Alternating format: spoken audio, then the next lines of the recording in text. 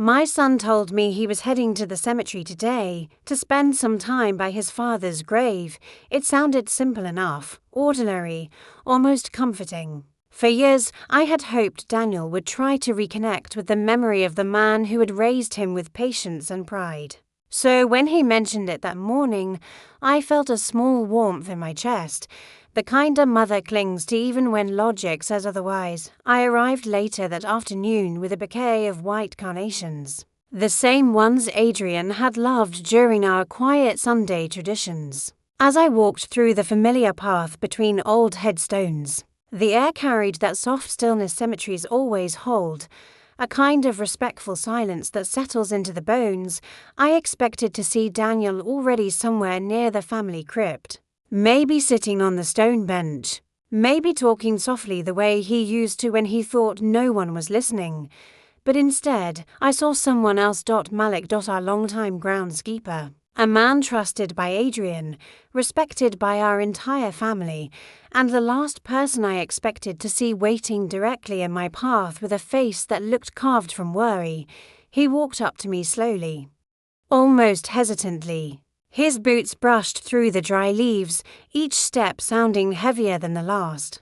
When he finally stopped in front of me, he didn't speak right away. He simply looked at me, really looked, and in his eyes there was something that pulled all the warmth out of my chest at once. Mrs. Carter. He said gently, almost in a whisper, not a greeting, a warning. I tried to steady my breath. I'm here for Adrian. And Daniel should be around somewhere. He placed a rough, warm hand on my shoulder, a gesture meant to soften the blow he was about to deliver, and he lowered his voice even further. Ava, don't go to the crypt. Not right now. A quiet shock spread through me. The carnations trembled in my hand, because deep inside, I already knew something was wrong. A strange numbness crept through my chest.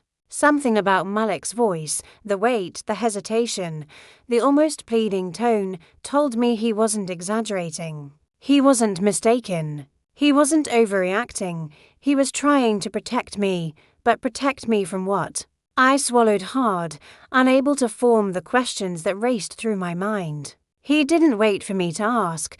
You need to see what your son is really doing, he said quietly. The world around us suddenly felt still. The leaves, the cold air, even the distant hum of the city, everything seemed to drop away, leaving only Malik's words echoing in the hollow space inside me. I didn't argue. I didn't demand explanations. I didn't even say Daniel's name.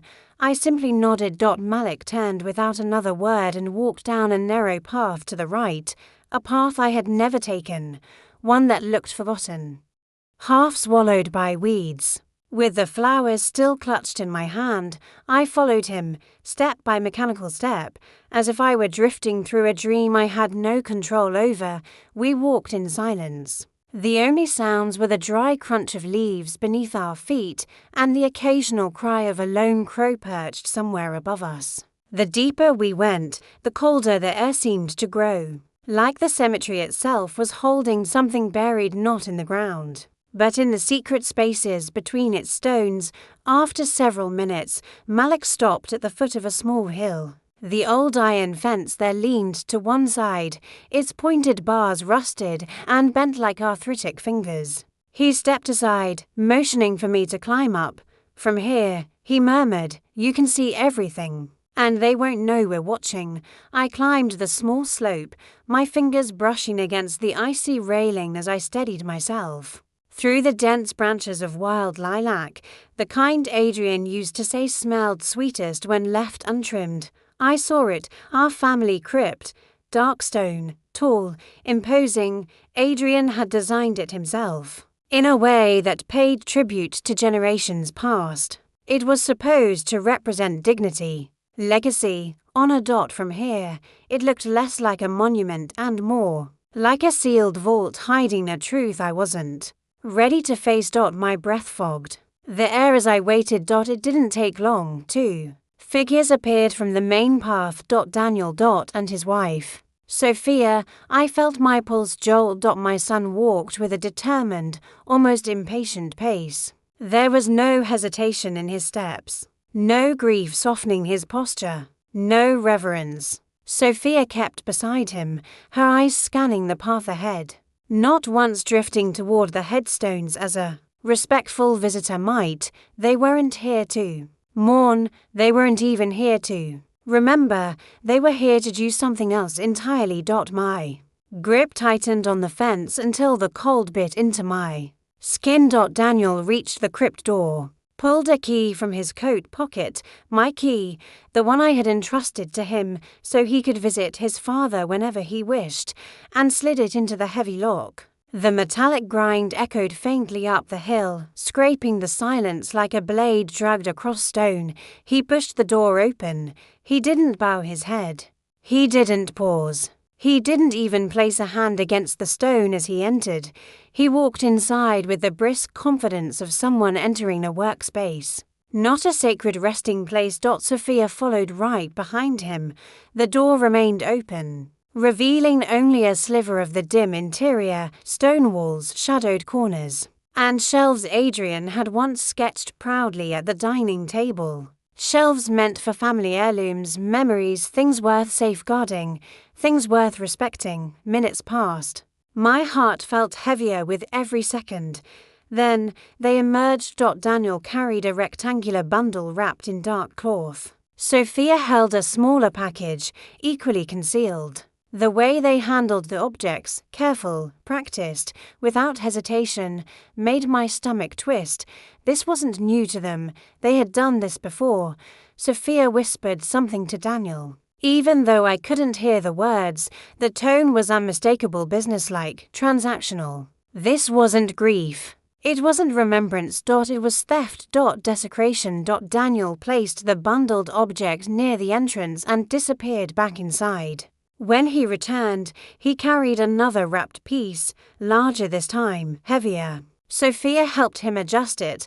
I felt something inside me crack, not loud, not violent, but sharp and deep, like a fracture spreading through a piece of glass that had been under pressure for far too long. 40 years of love, worry, forgiveness, hope, all of it collapsed silently inside me.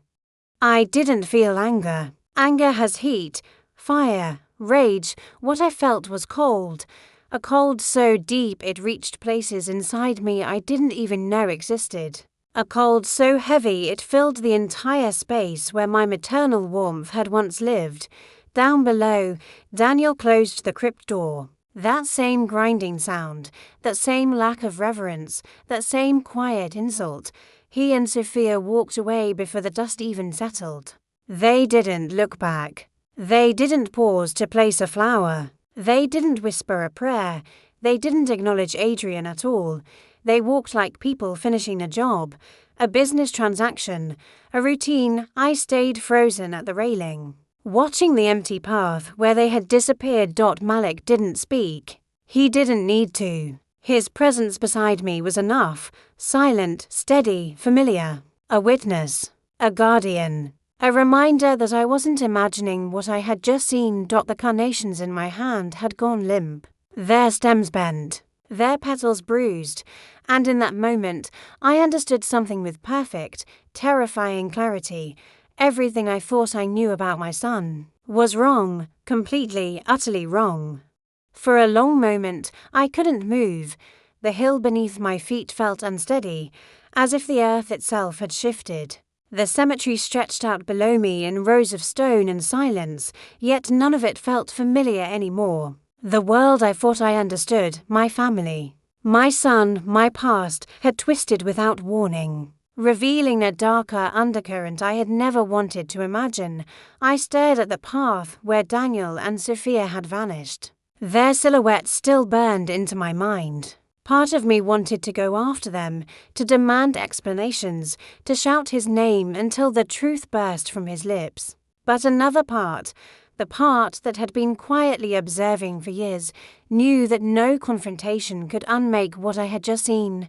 Behind me, Malik exhaled a long, steady breath. It was the breath of someone who'd been holding a truth for far too long. "Ava," he said, his voice low, "you need to come down now. You shouldn't stay up here. but I still couldn't move. The carnations dangled from my fingers, their stems nearly crushed. I looked down at the flowers, these small symbols of remembrance I had carried for years, and felt another sharp ache. I hadn't brought them here for Adrian anymore. Not after what I'd seen. I had brought them for a version of my son that no longer existed. Another small break inside me. A quiet shattering. Finally, my knees softened. The cold railing beneath my hand steadied me. Slowly, mechanically, I stepped away from the fence. Malik walked slightly ahead, not pushing, but staying close enough that I felt the safety of his presence. When we reached the foot of the hill, he stopped and waited until I was fully beside him. His face was tense, not from fear, but from the burden of what he knew. A burden he'd likely carried alone. "Come," he murmured. "Let's walk." We moved through the cemetery in silence. The sun was beginning to sink, casting long shadows between the gravestones. The air grew colder, sharper. Every step felt heavier than the last dot. My voice finally broke the quiet. "How long has this been happening?" Malik didn't answer right away. Instead, he glanced at me, not with pity, but with a solemn honesty that made my throat tighten. "Longer than you'd want to know," he said quietly. His words slid into me like ice water. "But Malik, why didn't you tell me sooner?" He shook his head gently, hands tucked into the pockets of his worn jacket. "At first, I wasn't sure what your son was doing. People come and go. Families handle their grief differently. I tried not to assume the worst." He paused. "But then I started noticing the wrong people showing up. Men I've never seen at the cemetery. Boxes going in and out. Doors open late at night." He swallowed hard, jaw tightening. "And your son didn't just come once or twice. It became regular, organized, intentional." I stopped walking. His words felt like blows, soft but devastating. "Daniel, my boy. My little boy who used to bring me scribbled handmade cards on Mother's Day. The child who once cried when he broke a picture frame Adrian loved. The young man who stood trembling on his wedding day, whispering how scared he was of failing as a husband. That same boy had used his father's resting place as a storage room for whatever illicit scheme he had built. A desecration. Not just of a grave, but of a legacy. A life. A marriage. A family. My breath hitched, and for a moment, I thought I might collapse. But Malik stepped closer, his presence steadying me like an invisible hand. "I didn't know how to tell you," he said. "You've already been through 2 years of grief. I didn't want to bring you more pain unless I was certain. And now you are," I whispered, voice cracking. He nodded. Double quotes. Yes. We resumed walking. Not toward the gate, but toward a shaded bench near the tall marble angel that Adrian always admired. Its wings were spread wide, as if guarding the path leading deeper between the crypts. We sat. I didn't cry. I couldn't. The tears felt stuck somewhere deep inside my chest, held back by the thick, icy wall forming there. A numbness was taking shape, not apathy, but something colder and more precise. Something that came only when pain sharpened into clarity. "I need you to tell me everything," I said quietly. Malik nodded without hesitation. "For the past 5, maybe 6 months, I noticed Daniel visiting at strange hours. Too early, too late, too often, and not like someone grieving. He was always in a hurry. He carried bags, boxes. Sometimes he wasn't alone. Sometimes Sophia came. Sometimes. Others." A shiver crawled up my spine. "Others." "Yes," Malik said. 2 men came with him last month. I stayed hidden. I didn't hear what they talked about, but they went inside the crypt with Daniel. When they left, I saw one of them take something wrapped in cloth. They didn't even glance at your husband's plaque." He paused. That was the moment I knew. Whatever this was, it wasn't harmless. The cold in my chest deepened. "And you kept notes?" I asked. He hesitated, a brief, guilty hesitation, before nodding. "Yes, after the second strange visit, I started writing down the dates. The people. What I saw. I didn't know who else to tell. I wanted proof before I came to you. My fingers curled into my palms. Proof. My son had done this so many times that Malik could make notes about it. Why today? I asked softly. Why show me today? He drew in a slow breath. Because I overheard something this morning, he said. Something I couldn't ignore. My heart thudded hard. What did you hear? Malik's eyes hardened, not with anger, but with protective determination. I heard Daniel telling someone on the phone that this was the last drop-off before the museum transfer. Museum.transfer. Words that didn't belong anywhere near a cemetery. Anywhere near Adrian's grave. That's why I waited, Malik continued. I wanted you to see with your own eyes. Not rumors. Not suspicions. The truth. A heavy silence settled between us. Truth. A simple word, but heavy enough to break a person's world apart. I leaned back against the bench, staring at the fading sky through the arching branches. The cemetery lights flickered on one by one, small halos glowing atop iron posts. The air smelled faintly of pine and cold earth. Malik's voice finally broke the quiet.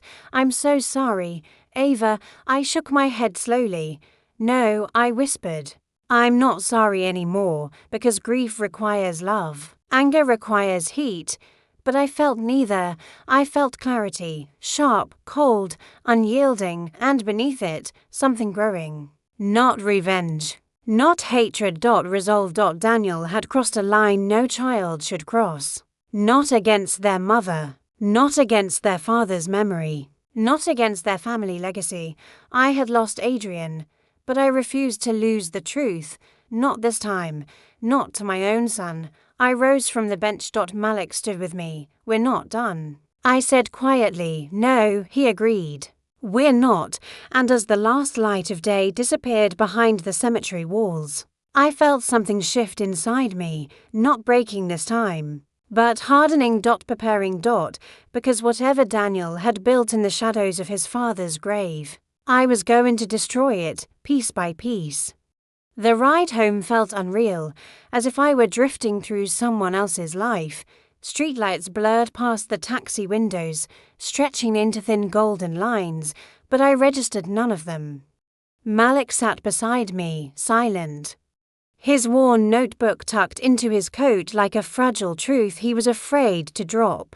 My hands lay motionless in my lap, not trembling, not tense, just still, a stillness born not from calm, but from the cold clarity forming inside me. There are moments when a person changes. Not slowly, not gradually, but in a single breath. Today had been that moment for me. When the taxi stopped in front of my building, Malik walked me up the steps without speaking. It was only when we reached my door that he finally broke the silence. You're not going to call the police, he said. It wasn't a question. I shook my head. No, he exhaled, not in relief, not in frustration, but in understanding. I didn't think you would, because calling the police would be easy, too easy.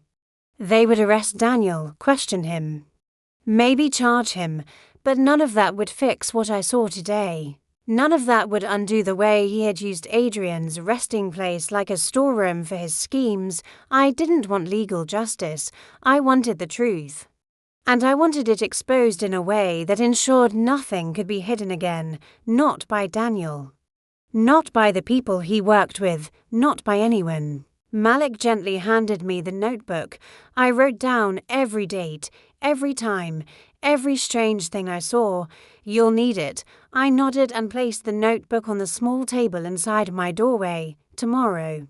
I said quietly, I'll start. He gave a respectful tilt of his head and left without another word. Once inside, the apartment greeted me with its familiar stillness, the soft ticking of the clock, the faint smell of lavender from my candle, the neatly arranged books on the shelves. For years, this space had been my retreat, my sanctuary, my way of clinging to what remained of my old life.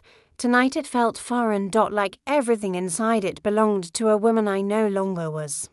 I set the carnations on the table and turned on the lamp. The warm light washed over the room, illuminating framed photos of Adrian, family gatherings, graduations, moments captured in little squares, frozen, unchanging. Yet the reality behind them had changed irreversibly, slowly. I reached for the old drawer by the wall. The wood creaked softly as I pulled it open. Inside lay a small wooden box wrapped in a faded shawl, an object I hadn't touched in more than 30 years. My restoration tools, fine brushes, magnifying lenses, UV lamp, pigment samples, small blades designed for uncovering truth in layers of paint. I had once been revered for my work, sought after by museums and collectors. Adrian had encouraged me, supported me, pushed me to teach younger artists. But after he fell ill, I stepped back.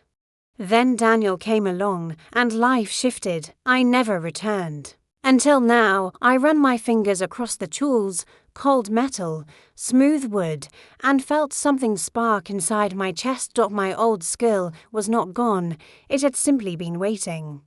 I wrapped the tools carefully and placed them into a worn leather satchel. Then I sat at my desk and opened the telephone directory, an ancient object in an age of smartphones, but one I kept because some connections never changed. My finger traced the list of museum names until it found the one I needed. Gabriel Kent, Director. Atlanta Museum of Antiquities. He had once been a young researcher who visited Adrian often, eager and wide-eyed, full of reverence for history. Daniel had referred to him as that old fool earlier. I now understood why. Because Daniel intended to deceive him, I dialed the number. A receptionist answered, polite and sweetly unaware. Good evening, Atlanta Museum of Antiquities. I need to speak with Mr. Kent. I said, steady and firm, one moment. May I ask who's calling? Ava Carter, wife of the late historian Adrian Carter. A pause, not hesitation, recognition. The tone of her voice shifted instantly, filling with respect. Of course, Mrs. Carter. Please hold. Moments later, Gabriel's warm, velvety voice came through the line. Ava Carter, my goodness. It's been years. I am so deeply sorry for your loss. Adrian was a giant in our field, a mentor to so many. Yes, I cut in softly. Thank you, Gabriel. I'm calling because I need your help. His tone sharpened. Concern replaced politeness. Anything you need. I must get into the Carter family crypt tonight. Silence, brief, waited. Then double quotes when the cemetery closes. I need access when no one else is around. Another pause. Not shock, calculation. I can arrange that, he said. The gates will be locked at 9. I'll let you in through the side entrance, discreetly. Thank you. I hung up the phone. There was no turning back now. Night fell quickly, swallowing the city in cool shadows. I dressed in black, not out of fear or secrecy, but because it felt appropriate, necessary. I grabbed the satchel of tools, a flashlight, and Malik's notebook. A taxi dropped me off a block from the cemetery, close enough to walk unseen.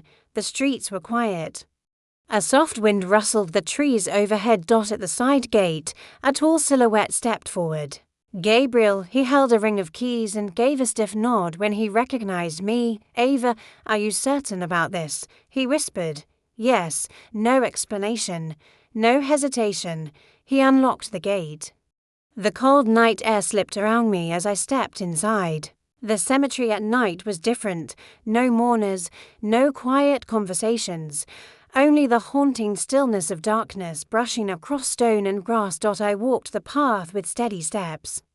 My fear had dissolved hours ago. Only resolve remained. Malik emerged from behind an old angel statue, just as he said he would. His presence felt reassuring, grounding. Without a word, he handed me a second key, the one Daniel didn't know existed. The crypt caretaker's key. Whatever you find in there, he said quietly, be prepared. I nodded, but inside, Something told me I already was. We approached the crypt slowly, its black granite catching faint streaks of moonlight.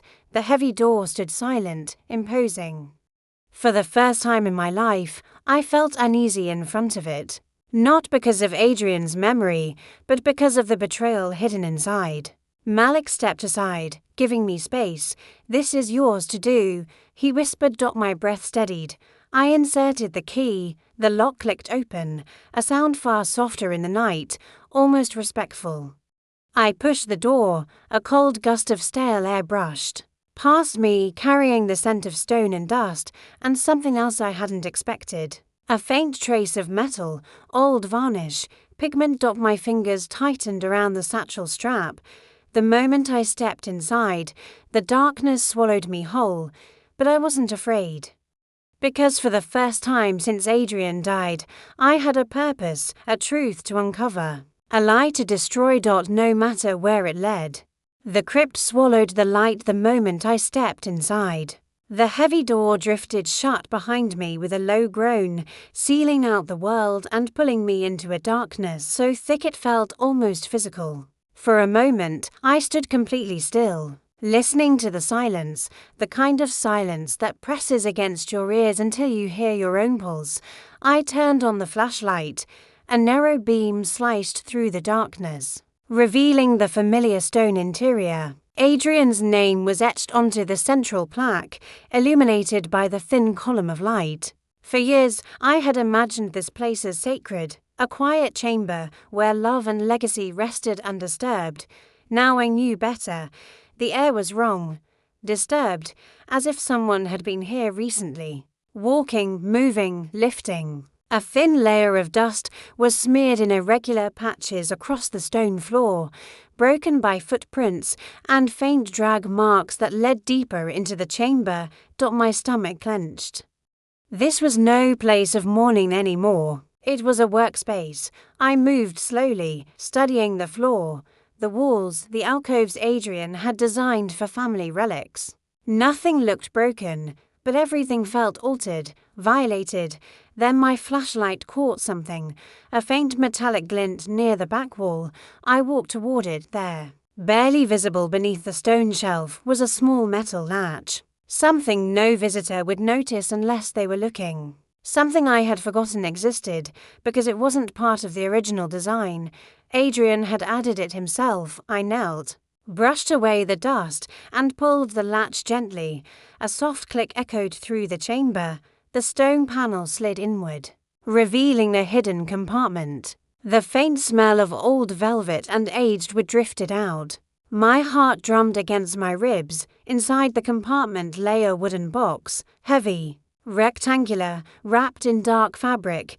Daniel's bundled up. My breath caught. With steady hands, I lifted the box out and placed it on the stone slab. The fabric unwrapped with a faint, dusty whisper, revealing what lay inside. An icon, a beautiful, ancient religious icon painted in rich pigments, gold leaf, deep reds, warm ochres. The kind of object Adrian devoted his life to studying. The kind of piece a museum would treasure.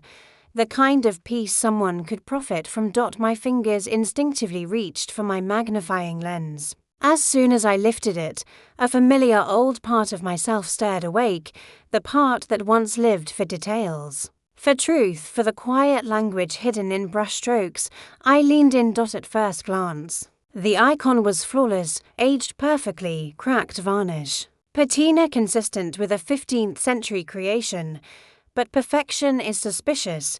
True history carries flaws, human flaws. Time flaws, nature flaws. This was too clean. Too deliberate. I switched on the UV lamp, casting the violet glow across the surface. Old varnish lit up with its soft greenish hue. My eyes swept over the folds of the figure's robe, the halo, the background. And then I saw it, a different glow, brighter, colder, almost chalky white. My breath stilled.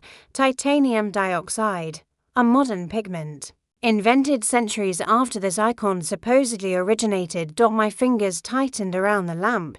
This wasn't just a fake. It was a master forgery, a brilliant one, made by someone who understood art deeply.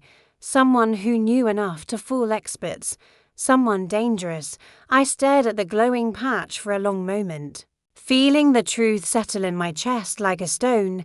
This was what Daniel was moving in and out of the crypt. Not heirlooms. Not family relics. Stolen or forged artwork.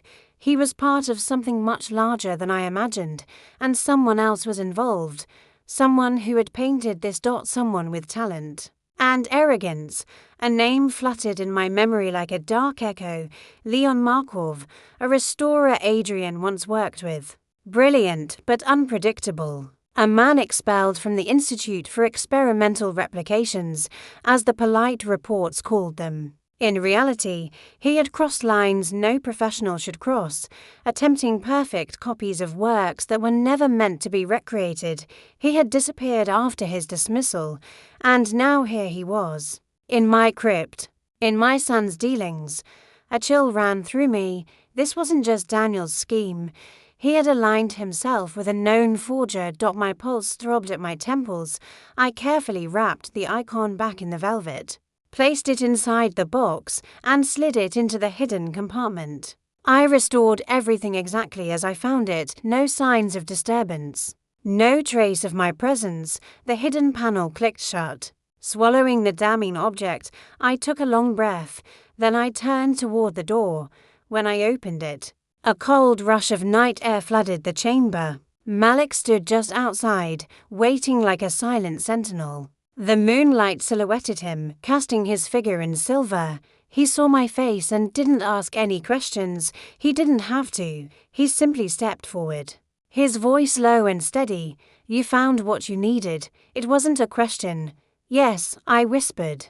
"I did, and now?" He asked. I stepped out into the night, letting the cold wash over me. "Now," I said, "I know exactly what my son is involved in. And I know who he's working with." Malik's jaw tightened. "And what are you going to do?" I looked back at the crypt, its stone walls, its dark door, its heavy silence. The final resting place of a man who dedicated his life to preserving the truth. My voice came out quiet, but sharp. "I'm going to finish what Adrian started." Malik nodded, understanding more in those words than I had intended to share. As we walked toward the gate, the cemetery stretched out before us, quiet, moonlit, impossibly still. Each step echoed softly, like we were walking not away from something, but toward something, toward the center of a web I hadn't realized existed, toward a lie woven with precision and confidence, toward a truth only I was equipped to uncover. When we reached the gate, I pressed the caretaker's key back into Malik's hand. "I'll need your help," I said. "You have it," he replied without hesitation.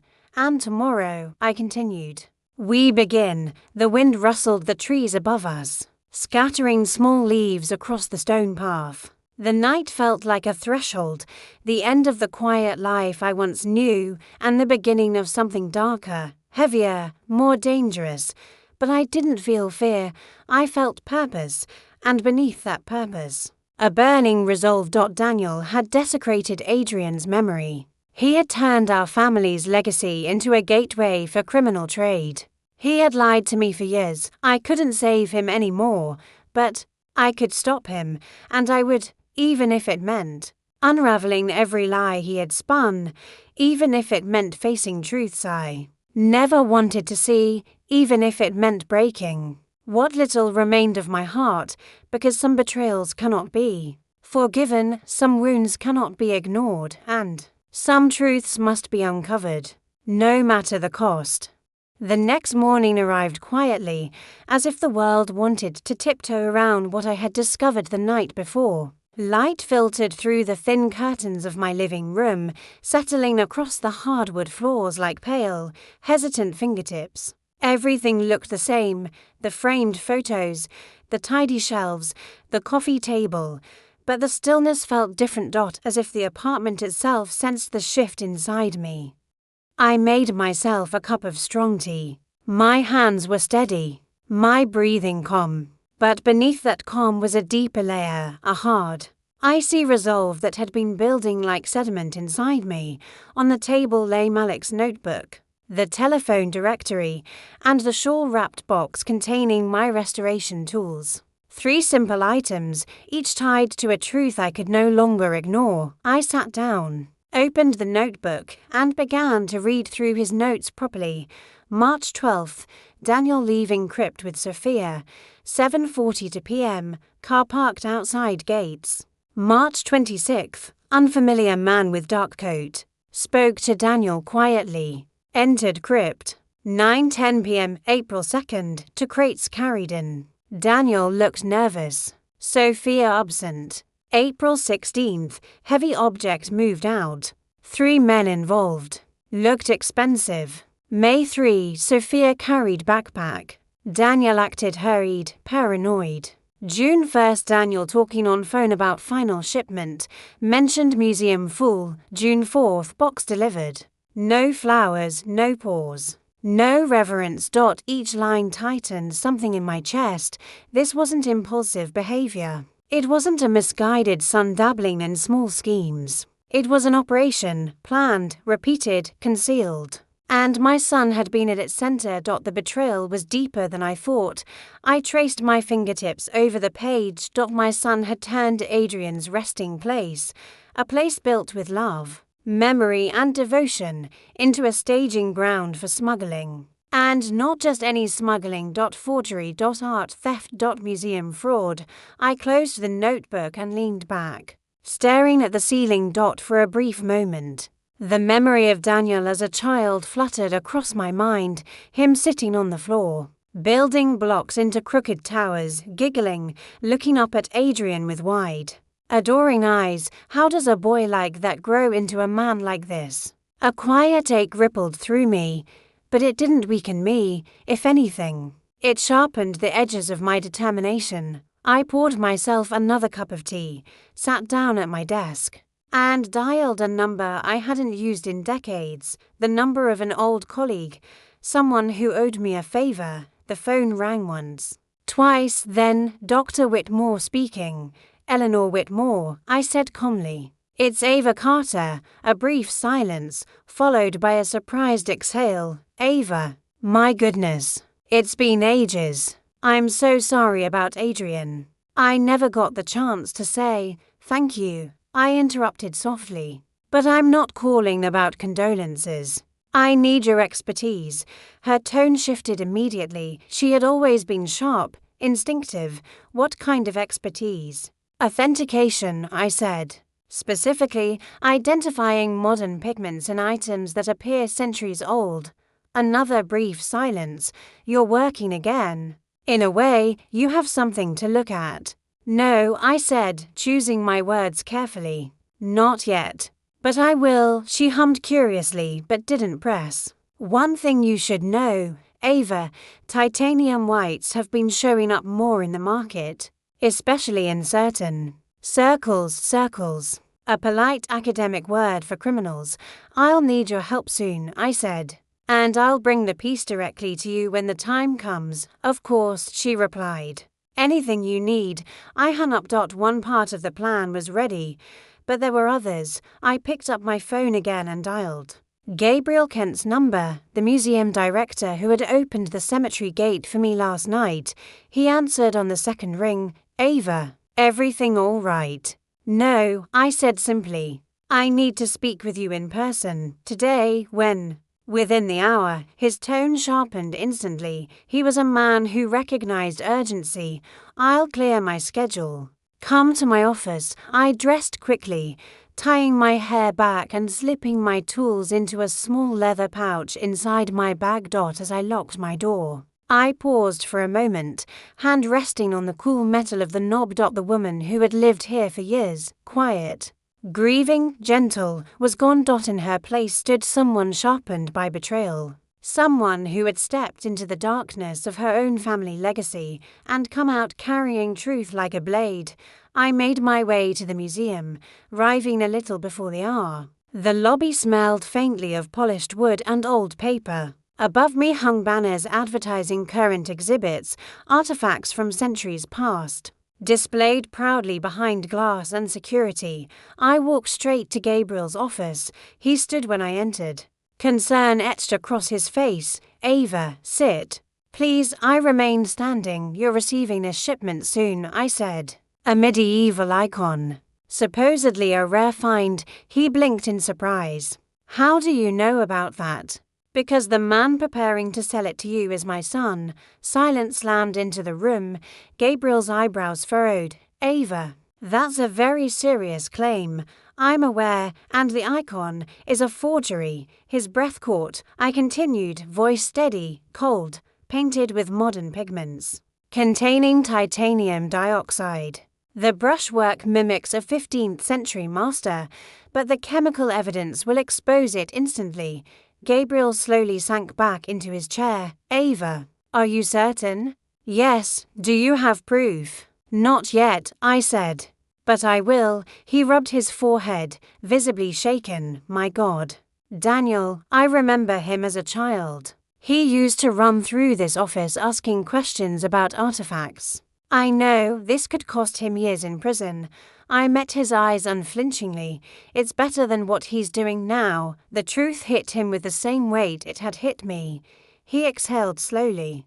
Deeply. What do you need from me? He asked. Time, I said. And silence. He nodded. You'll have both. I finally sat, feeling the tension ease just slightly. There's one more thing, I said. The man Daniel is working with, the forger, is likely Leon Markov. Gabriel's face tightened. That would explain a lot. He's dangerous, I said quietly. And very good at what he does, but not perfect. No, I said. Not perfect. And Daniel? Gabriel asked. I stared down at my hands. I can't protect him anymore. But I can make sure the truth comes out the right way. The director nodded, understanding the weight of my words. I'll delay the transaction, he promised. As long as you need. Thank you. I stood. Ava, he called softly as I reached the door. Be careful. This isn't just art fraud anymore. If Markov is involved, it could get dangerous. I paused. I'm not afraid. I said and I meant it, because fear fades when the truth becomes more important than anything else. When I left the museum, the afternoon sun had dipped slightly, casting longer shadows across the city streets. The world bustled around me, oblivious to the quiet storm I was preparing to unleash. I took a long breath. Tonight, I would begin the next step. Daniel's web was unraveling, and I would be the one pulling the threads apart. The walk home felt heavier than usual, but not because of fear. Because of purpose. The museum's tall glass doors closed behind me, and the sounds of the city slowly filled the space around me. Car horns, distant chatter, the low hum of traffic. Ordinary noise. Normal noise. The kind of noise people live their whole lives inside without realizing how fragile their normalcy is. Mine had already shattered. I took the long route home, letting the rhythm of my steps guide my thoughts. Every piece of the puzzle was starting to align. Daniel's visits, the strange men, the crates, the forged icon, Leon Markov's involvement, the museum transfer. But knowing wasn't enough. Exposure required precision, and precision was something I understood better than anyone Daniel had chosen to involve. When I reached my apartment, the late afternoon sun cast warm stripes across the living room. Malik's notebook sat where I had left it. My tools remained wrapped neatly on the table. I set down my bag, unwrapped the shawl, and ran my fingers across the familiar handles of the brushes and lenses. They were waiting for me, patient, loyal. I didn't sit. I didn't rest. Instead, I walked over to the landline phone, the one Adrian insisted we keep for emergencies, despite my teasing that no one used landlines anymore. Funny how right he had been. I dialed Malik. He answered on the second ring. Everything all right? Yes, I said. But tonight, we need to be back at the cemetery. There was no hesitation. Just a quiet, steady, of course. And Malik, I added, I need you to do something else. Something harder. I'm listening. I need you to follow Daniel. Silence, not reluctance, but caution. You think he's meeting Markov tonight? Either him, I said, or someone connected to him. And if they realize the museum deal is delayed, they'll accelerate whatever they're planning. Malik exhaled slowly. I'll tail him, but Ava, be careful. I will. We hung up. For a brief moment, I let myself stand still, staring out the window at the city below, cars passing, people walking, life continuing. None of them knew that hidden inside the marble walls of a cemetery crypt lay the beginnings of a crime that could tear institutions apart, and the heart of that crime was my own son. A soft knock jolted me from my thoughts. I froze. Another knock, firmer. I approached the door quietly and peered through the peephole. My heart clenched. Sophia, Daniel's wife, her dark hair was pulled into a loose bun, worry etched deep around her eyes. She clutched her handbag close to her chest, her shoulders stiff. I opened the door slowly. Sophia, I said, surprised. Is everything all right? She stepped inside without waiting for an invitation, her breathing shallow, her lips pressed tightly together. Ava, she said, voice trembling, we need to talk. I gestured toward the couch. She sat on the very edge of it, clutching her handbag as if it were armor. I took the armchair across from her. She inhaled shakily. I don't know where else to go, she whispered. Daniel, he's not the same. He hasn't been for months. And today he left the house in a panic. My pulse quickened, but I stayed composed. What kind of panic? She shook her head, strands of hair falling loose. He got a call. He didn't see me listening, but I heard enough. Her voice cracked. He kept saying things like not ready, she wasn't supposed to know, and your name. My breath stilled. My name? She nodded, tears welling. He said, my mother showed up early. Someone must have told her. We have to move it tonight. Cold tightened around my spine. Move what? The icon. More pieces, evidence. Sophia wiped her cheeks. Then he grabbed his keys and left without looking at me. I leaned forward, voice gentle, steady. Sophia, do you know who he was talking to? She hesitated. No, but the voice on the other end sounded older, calm, like someone used to giving orders. Markov. It had to be. Her next words were barely a whisper. Ava, I'm scared. I softened my expression. Why didn't you go to the police? She swallowed hard. Because I still love him. And because he's told me things I wish I'd never heard. I waited. He said he owed money, she whispered. That he made a mistake with someone he shouldn't have crossed. That he got involved with a master, that's what he calls him. The master. My blood went cold. Markov wasn't just a partner. He was Daniel's handler, his puppet master. Sophia clenched her bag tighter. Ava, whatever he's doing, whatever he's hiding, it's bigger than us. Bigger than all of us. She looked up, eyes wide with fear. And I think he knows you're getting close. For a moment, a maternal instinct rose in me, fierce, protective, aching. But it wasn't for Daniel. It was for her. Sophia, I said softly, you need to stay somewhere safe tonight. Don't go home. Don't answer his calls. Don't let him know you're worried. She nodded shakily. I can stay with my sister. Good. She stood slowly, as if her legs barely held her weight. Before she left, she turned to me, voice trembling. Please, tell me you're not going to hurt him. I swallowed the truth, the complicated, painful truth. I'm going to stop him, I said. Before he destroys himself. Her eyes glistened, filled with heartbreak and relief all at once. Thank you. She slipped out the door the moment she was gone. The quiet of the apartment felt heavier, tighter. Pressing against my lungs, I walked to the window, watching the street below. Scanning for any sign of Daniel's car. Nothing. But Sophia's words rang like warning bells in my mind. We have to move it tonight. The master, my name involved. Daniel was accelerating the plan. He knew, and if he knew, then time was no longer on my side. I grabbed my coat, my tools, and Malik's notebook. Before leaving the apartment, I paused at the photograph of Adrian on the wall, him smiling at some forgotten summer event. Eyes crinkled, hair tousled by wind. "I'll finish this," I whispered. "For you." Then I turned off the lights and stepped into the hallway. As the door clicked shut behind me, I felt it, the shift. A small, final one. There was no going back. Tonight, the web would start unraveling. Tonight, I would learn the truth, and tonight, Daniel would too. The evening sky had already begun its slow descent into darkness by the time I reached the block near the cemetery. The world carried that uncanny stillness that always comes before something irreversible. A few streetlights flickered awake, cutting thin paths of gold across the pavement. The air felt cooler than usual, restless, shifting, as if the night itself could sense what I was about to do. I stood at the corner, gripping the strap of my bag tightly, waiting for Malik.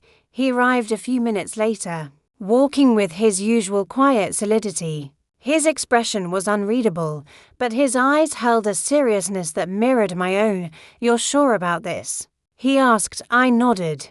"There's no more waiting. Whatever Daniel is moving tonight, I need to see it." With my own eyes, Malik pressed his lips together. "I've already positioned myself where I can watch the main road. If Daniel or anyone else tries to enter the cemetery, I'll see them. Good. And Ava," he added carefully, "I'm going to follow him after this. If he's going somewhere dangerous, I'll let you know." I touched his arm briefly in gratitude. "I don't think I could do this without you." His eyes softened. "You shouldn't have to." We moved in silence toward the cemetery's side entrance, the same one Gabriel had used the night before. Malik unlocked the gate with the caretaker's spare key, then motioned for me to step inside. "I'll circle around the perimeter," he said. "Stay near the crypt until you're ready." I nodded and slipped inside. The gate creaked shut behind me. And suddenly, the cemetery felt different. It wasn't the peaceful place I had known for years. It was a stage, a silent witness, a place where truths hid in shadows and waited to be dragged into the open. I walked slowly, the gravel crunching softly under my shoes. The cool night air brushed against my skin. The rows of gravestones stretched out like silent guards, each one catching the faint glow of the moon. When I reached the Carter family crypt, I paused. The heavy granite door stood as still and imposing as always. But tonight, it felt like it was watching me, waiting. I pressed one hand lightly against the cold stone, grounding myself. Then I unlocked the door and stepped inside. The air was colder tonight, sharper. My flashlight beam swept across the chamber, revealing the same disturbed dust patterns, the faint drag marks, the slight imperfections. That now screamed evidence, but something else caught my attention, something new. The stone alcove on the left side, the one Adrian had built for storing documents, had been opened. The papers inside looked disturbed, overturned. Someone had been here since last night. My pulse quickened, but I forced myself to stay calm. I approached the alcove, crouched, and scanned the floor. A thin fragment of cloth lay in the corner, deep green, frayed slightly at the edges. Not mine, not Adrian's, not Malik's. Someone had been inside the crypt between last night and now. I stood slowly, trying to steady my breathing. This wasn't a coincidence. Daniel knew I was close. He knew someone warned me. He knew the museum deal was delayed, and he was reacting. My hands tightened around the flashlight. I moved toward the hidden compartment again, pressing the latch. The familiar soft click echoed in the chamber. The stone panel opened. The box was still there, wrapped neatly, untouched, but underneath it, tucked into the small corner of the compartment, was something new, a slip of paper, folded once, placed precisely. I lifted it carefully, hand steady, and unfolded it. There were only 3 words written in sharp, hurried handwriting.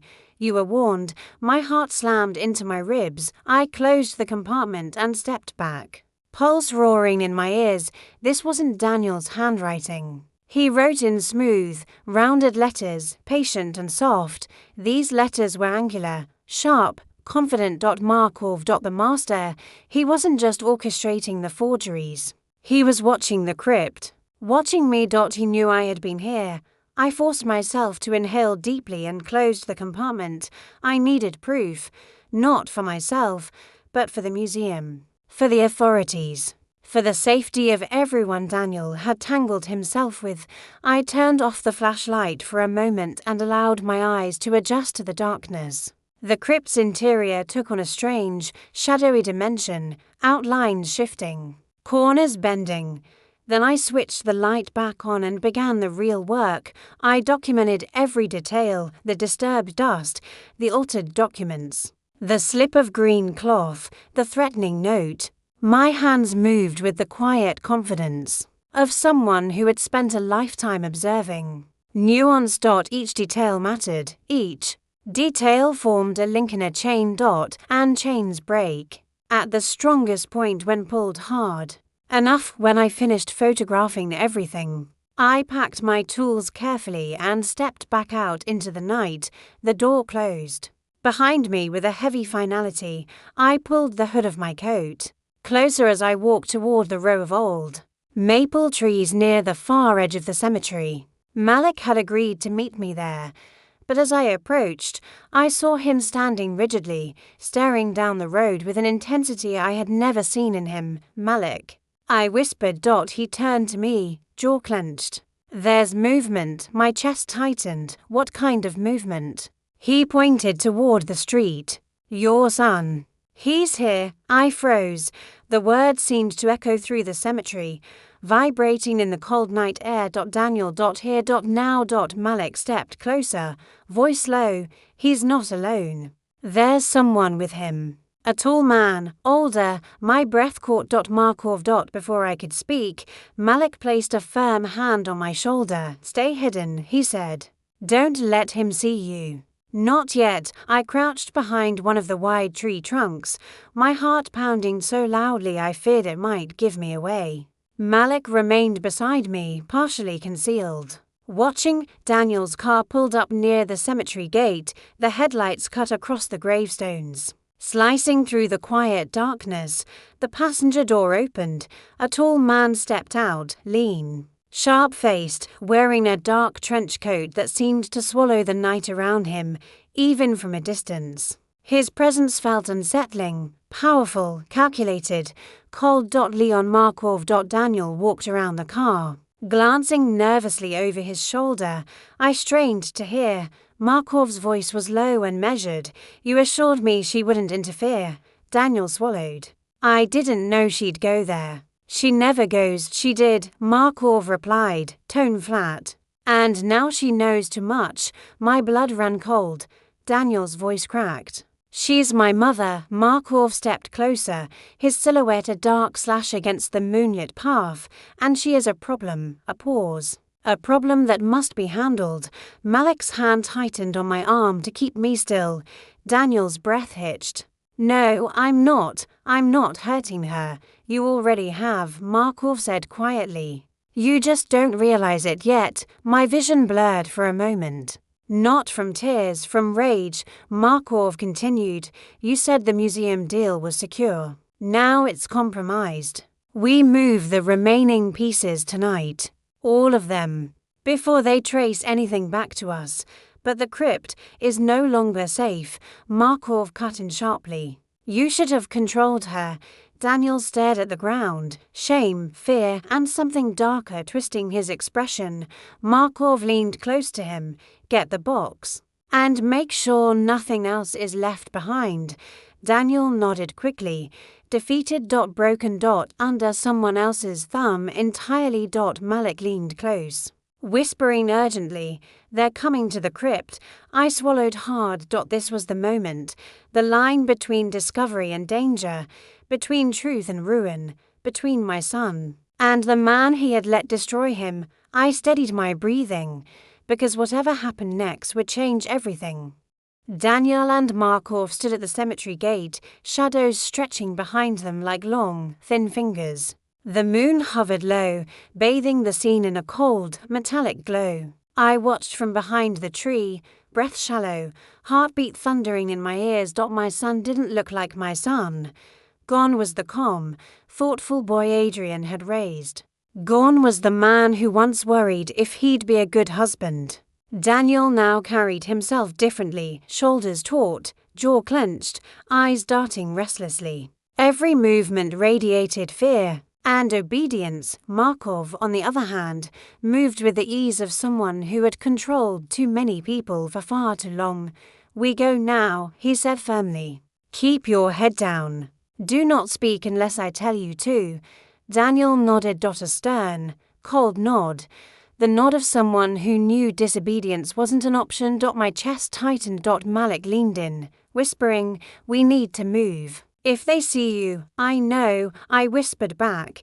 He motioned for us to slip deeper into the line of trees as Daniel and Markov unlocked the gate and walked inside. Their footsteps echoed faintly across the gravel, the sound both sharp and distant.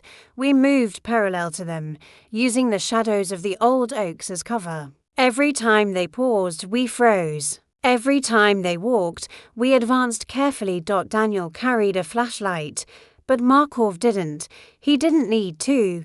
He walked as if he already knew every inch of the place, as if he had been here many times before. The idea chilled me.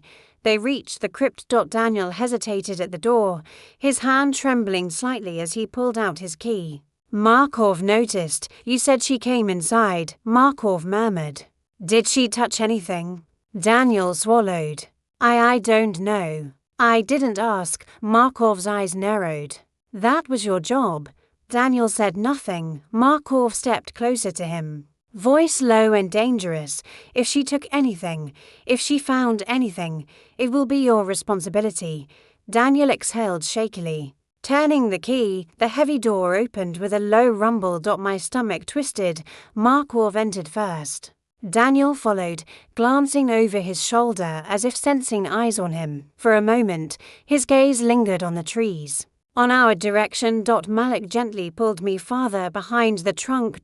We watched as Daniel disappeared inside.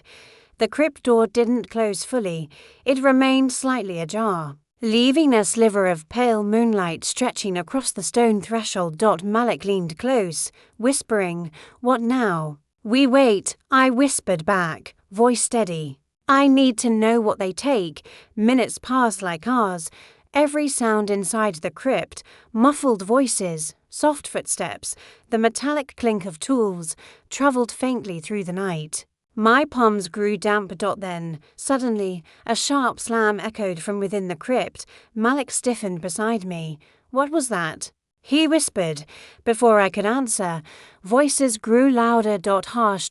Agitated. Markov single quotes as voice cut through the silence. "You fool. Someone opened this." My pulse spiked. He knew I had opened the hidden panel. He knew someone else had been inside. I held my breath, pressing myself against the tree. Daniel stammered. I didn't know." "She must have. Oh, she must have." Markov hissed. "You were supposed to control this situation." Silence, then a low, dangerous whisper. "She is becoming a liability." The words felt like a blade against my throat. Malik subtly shifted his stance closer to me, protective instinct radiating from every inch of him. Inside the crypt, Daniel's voice trembled. "Please, don't hurt her." Markov's tone was ice. "You think I care about your mother?" A pause. "You brought her into this the moment you chose convenience over caution." I closed my eyes briefly, fighting the sting that pressed behind them. Convenience. That was how Markov viewed my son's betrayal. Inside, footsteps scraped sharply. Someone moved quickly toward the hidden panel. A moment later, Markov's voice rang out clearly. "The box is still here." Daniel exhaled audibly, relief, fear, confusion all tangled together. Markov continued, "We move it tonight. And after that to a pause. We deal with the loose ends. Loose ends." I felt those words like ice water. Daniel, barely audible, whispered, "She won't interfere. I can keep her away." "No," Markov cut in sharply. You've lied to me once already. You either end this distraction yourself, or I will." My breath caught violently, and Malik's hand shot out, squeezing my arm tightly, steadying me as my knees threatened to buckle. Daniel shook his head. I could hear the desperation in his voice. I'm not hurting her. You may not have a choice." The crypt fell silent for a moment, then footsteps approached the door. Malik pulled me deeper into the shadows, and we crouched low. Daniel stepped out first, carrying the wooden box wrapped in velvet. His hands shook. His eyes were hollow, unfocused, full of dread. Markov followed him, calm, controlled, dangerous. The moment the door closed behind them, Markov said, "Bring the car around." We load it and head to the warehouse. Double quotes warehouse.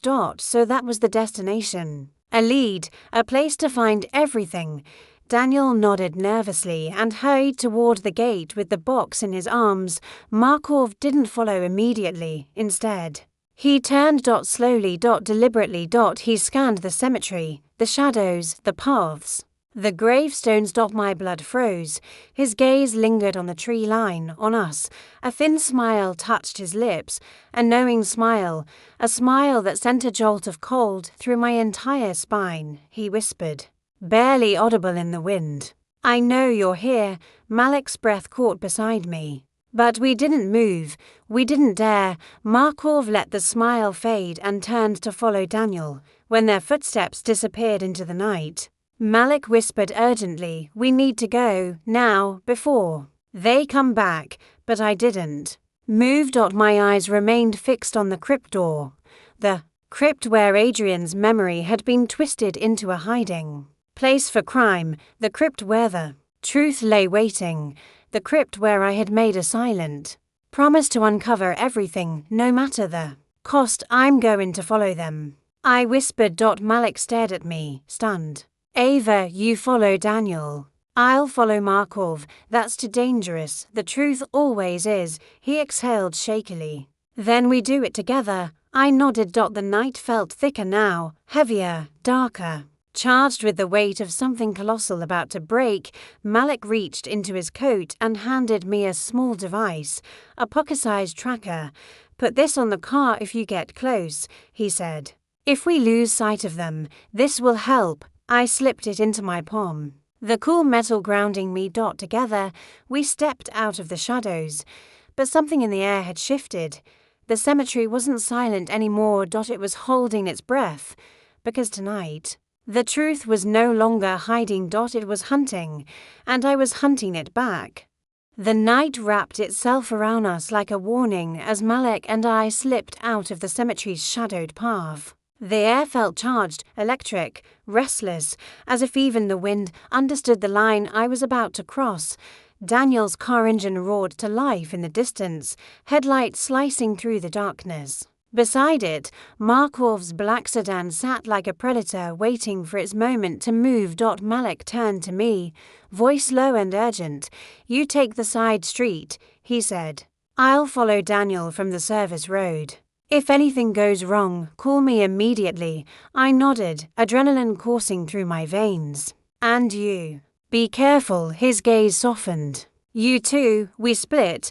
Malik disappeared into the row of tall hedges, moving quickly and silently. I stayed near the main road, slipping between parked cars as Daniel drove out of the cemetery.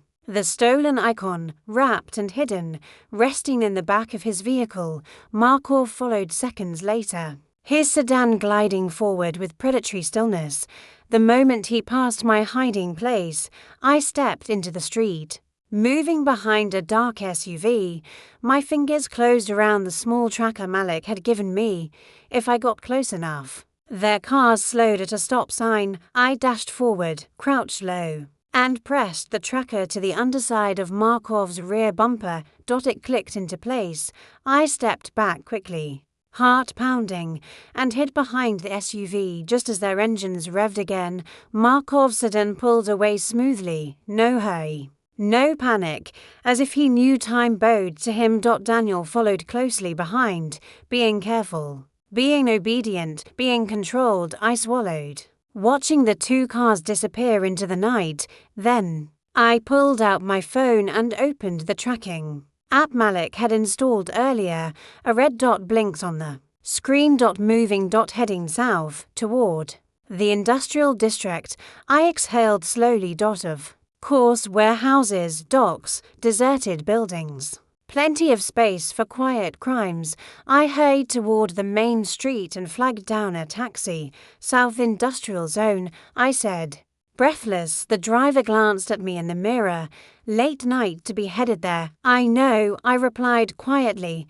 He didn't ask anything else. The city lights thinned as we drove, replaced by long stretches of empty roads, metal fencing, and old factories. The warehouses rose in the distance like dark giants, silent, looming, indifferent. The taxi slowed. You want me to go farther? The driver asked uneasily. No, I said, paying quickly. This is fine. I stepped out into the cold, the night settling around me in a thick, heavy blanket. The air smelled faintly of rust, oil, and old machinery. I checked my phone. The red dot had stopped moving. Warehouse District 9B. I could see the building from where I stood, tall, old, its windows covered in metal grates. The large sliding doors partially open, a faint, flickering light glowed inside. I inhaled deeply, then I began to move. Every step felt like walking deeper into something irreversible. But fear no longer held me. It had been replaced by a clarity that almost frightened me. This wasn't just about Adrian anymore. This was about Daniel, about Markov, about a network of lies and crimes twisting itself into the bones of my family. As I approached the warehouse, I pressed myself against the wall. Sliding quietly along its rough surface, voices drifted out from inside. Daniel's, tense, cracking. Markov's, smooth, cold, as if carved from stone. And another voice. Unknown. Older. Gruff. Double quotes. What took you so long? It demanded. Markov replied calmly. Our timeline was compromised. An unexpected visitor. Daniel whispered sharply. Don't bring her into this. The older voice scoffed. She's already in it, boy. Whether you want her there or not. A chill crawled up my spine. I reached the side door, cracked open slightly, and leaned toward it. Listening inside, the faint hum of fluorescent lights mixed with the clatter of crates being moved. Markov continued, voice clipped with irritation. We need to finish packing everything before sunrise. The museum shipment leaves at 9. If we embed the forgery with the authentic pieces, no one will know until it's too late. The older man grunted. And what about the authentic icon? You said you'd replace it. Markov laughed softly. Already done. The Carter crypt has served its purpose. Daniel's breath hitched. I could hear him pacing. This wasn't the plan, he said. You said no one would get hurt. And no one will, Markov replied lightly. Unless you make mistakes. Daniel stopped pacing. Then, quietly, almost broken, I never wanted this. Markov cut him off. You made your choice the moment you stole from your father's archives. You were in debt. You needed money. I provided a solution. Daniel didn't speak. The older man added with a low chuckle, and the boy played his role well. He had access, knowledge, and the perfect place to hide the goods. A sickening silence followed. My son, used, manipulated, but guilty nonetheless, Markov continued. But now his mother has started asking questions. Which means we must accelerate the timeline. Daniel finally erupted. No. She doesn't know. Oh, she knows, Markov said calmly. She knows enough to ruin everything. A pause. Then, and liabilities are to be removed. My breath caught painfully. Remove me, Daniel's voice cracked open like something fragile shattering. No. I won't let you touch her. You won't have a choice, Markov replied. You made this bed. Now lie in it. The older man grunted again. So what's the plan? Dump the pieces tonight and disappear. Markov's voice turned colder. No, we gather everything first. Then remove obstacles. The implication hung in the air like a dark mist. Obstacles. Me. Malik. Anyone else in their way. I clenched my jaw. Enough. I had heard enough. I pulled out my phone and texted. Malik, Warehouse 9B, they're packing everything. Markov plans to run. Daniel is in danger. His reply came instantly. I'm close. Don't go inside. Wait for me. But I didn't have time to wait. Because inside the warehouse. Daniel's voice rose again, a voice I had never heard from him before, a voice broken by guilt and fear. I can't do this anymore, he said. I'm done. I'm out. Markov's words were quiet but lethal. No one leaves me, Daniel. Not without consequences. A loud crash echoed. A crate slammed to the ground. Daniel shouted. Don't come near me. A scuffle followed. My blood ignited. Before logic could catch up. I pushed the door open slightly wider and slipped inside. The warehouse interior was a maze of stacked crates. Old shelving, scattered tools, and metal beams. Flickering lights cast eerie shadows across the concrete floor. Daniel stood near the center, pale, trembling, clutching the wooden icon box protectively against his chest.